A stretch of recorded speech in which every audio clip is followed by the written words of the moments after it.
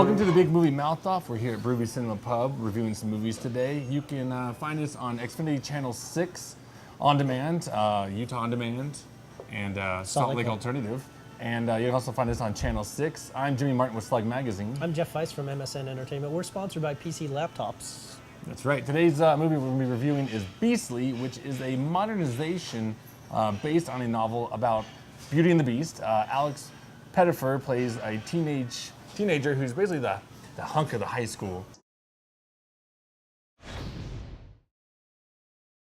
Yeah. And because he's so hunky and so egotistical about it, Mary-Kate Olsen is a witch who cursed him for 1 year. She's an emo witch. I know, she basically, speaking of emo, she basically covers him in tattoos and scars. And it says he has 1 year to find a true love that says that she loves him, or he will stay like that forever. Changes him. You have a year to find someone to love you, or stay like this forever. So, Speaking of hunks and Alex Pettyfer, you might remember him from I Am Number 4. You're not my father. I don't remember him because he was boring. Wow, what a hunk of crap that guy is. Oh yeah! He's all angles and no emotion whatsoever. This guy could not act his way out of a paper bag. Pretty gruesome, huh? It doesn't matter if he's covered in makeup or if he looks like himself. I mean, he's got some abs. I'll give him that. He knows how to work out his abs. But good luck. Guess what? That gives you something in common with the Jersey Shore crowd. Oh yeah! Good job. Yeah, good job.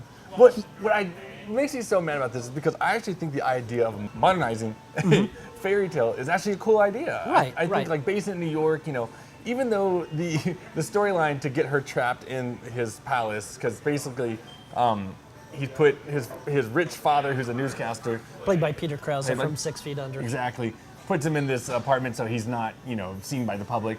And so to get her in the palace with him, her father murders a drug dealer, and so he has to protect her.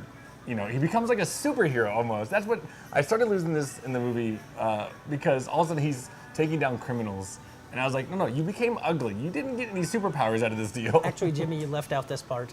Before that, he stalked her and sort of kidnapped her. He did do that too. He also stalked and kidnapped her. Because you know what makes a character sympathetic is stalking and kidnapping. That's right. But what makes me really mad is that, you know, you had this kind of nifty idea of modernizing this film, but you put such bad actors in it. I mean, even Vanessa Hudson is, I mean, she's okay. Yeah. But they don't give her anything to do except for cry in a bedroom. She's really cute, but you know how they uglify her? To make her the plain Jane, they give her an unflattering haircut. Good job. I wasn't looking at her haircut. Well, I'm just saying that's how they supposedly, tone down her looks. But one actor does come in there and is like, oh God, just give me the camera and I'll show you what I can do, is Neil Patrick Harris, who plays Alex Pettyfer's tutor because he's missing so much school with his ugliness. So, a blind tutor at that. Yeah, because otherwise no tutor could be in the same room as that ugly guy. But everything he does, I find really funny. Had a great time with him. He's good at riffing and even delivering his own, he speaks under his breath quite a bit because Alex Pettyfer is always upset and mad. And he just kind of talks to himself when not being confronted. And I think he's giving himself a pep talk for his next scene. Probably. But Alex, you're not really as bad as people think you are. Alex, you're not really as bad as people think you are. Yeah, pretty much. Before he comes out of his trailer. Yeah, before he adopts his fakey American accent some more.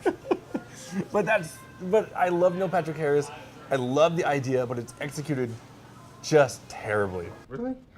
You know, in one particular way, how it's really done poorly? Takes itself way too seriously. It really does. Yeah. There were times this thing is played almost with a complete straight face. Yeah. Which, no, wrong Have tone, some fun wrong. with it. But I understand why, because they're trying to set the same tone as the Twilight movies, which also take themselves far too seriously for their own good. Yeah, they're one step away from blowing glitter at each other. So. Well, they got to the blowing part, that's for sure. Yeah. So. Yeah, I don't know. I love, like I said, I like the idea. I kind of want to see another fairy tale brought out like this and with better actors. But see, I think I'm mindful to how badly this is done because last year Tangled came out, which reworked Rapunzel. It was an animated film, and it was done so well. I thought that was Very fantastic. sweetly and very fun. Admittedly, it was animated, not live action. But the people who made this should have seen that film to see how you approach that sort of material. Yeah. So I think your core audience that's going to like Beastly are your 12 and 13-year-old Hot Topic shoppers. And Yes. that's about it. Who will be listening to it for the soundtrack music, which crops up very regularly. Yeah, There exactly. must have been. I haven't seen there so many must have been- montages in the movie in forever. Yes. 5 minutes in, and there's a montage. Yeah. Then 5 minutes later, How there's many a times can you montage. show that the weather's changing? Apparently, all of them. Apparently, you can show them all of the time. Yeah. I give it 1.5 stars. And that's- see, you bring up Neil Patrick Harris's redemption for it. That only made me madder. That only made me madder. And Alex Pettifer, I'm speaking to you right now. You're not my father. Give up now. My physical appearance is breathtaking. Modeling. Modeling. You have no chops whatsoever. He can model with Jessica Alba. Yes. Ooh, you are onto something there. 1 star. Oh man.